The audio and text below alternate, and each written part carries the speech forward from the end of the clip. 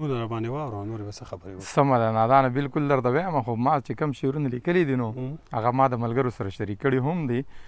خو زه زاړه به وي او ملګري د خاطر نه درنوي نو دا نه شعرونه دي چې ژوند ډک ته خمار ساتم پټ په زړه کې یار ساتم لوی واړه مې پیژني ستا د کلي لار ساتم ټول ښکلي راځي ورته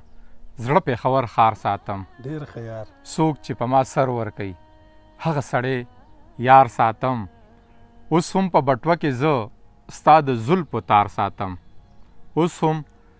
په بټوه کې زه ستا د زلفو تار ساتم هر څوک خپله خوري او څکي څه له چا کې کار ساتم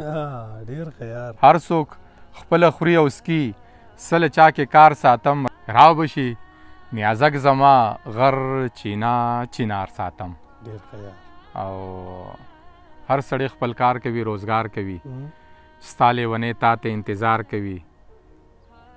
هر سړی خپل کار کوي روزګار کوي ستا لیونی تا ته انتظار کوي نورو سره ښه بېغمه ناسته وي مال چې دیدن راوړي تلوار کوي پرېوتو د زړه د زوره دا سړی اوس هره خبره په قلار کوي یعنې ځکه زړه ازاروي درله پټ پټ چې دوره نه درته سار کوي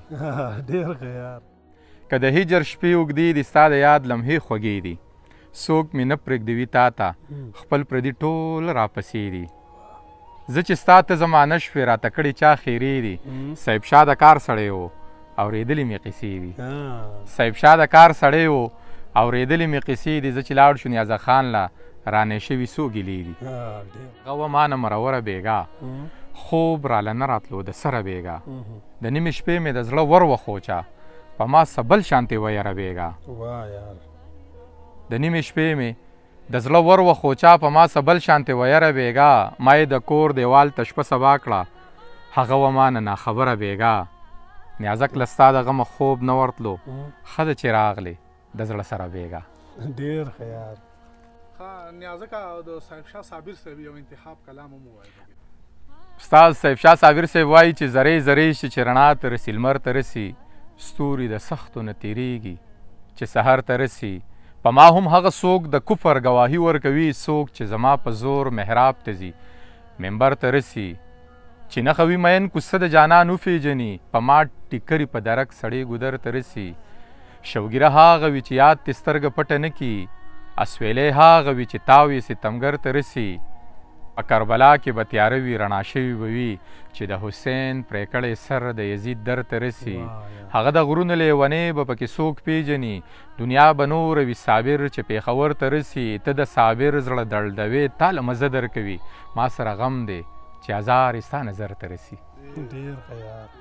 صاحب شاه صابر صاحب دغه هم وایي چې د زړه له درده لیونې شوې که نه زما صابره ته سړی شوې که نه ما درته وی چې سترګې مه توروه د خلکو سترګې درپسې شوې که نه ما درته وی چې سترګې مه توروه د خلکو سترګې درپسې شوې که نه د محبت ګرمي دې ولیدله په یخو واورو کې خولې شوې که نه د بڼو سوري ته مې کښېنولې صابره سترګې دې مړې شوې که نه ډېر ښه یار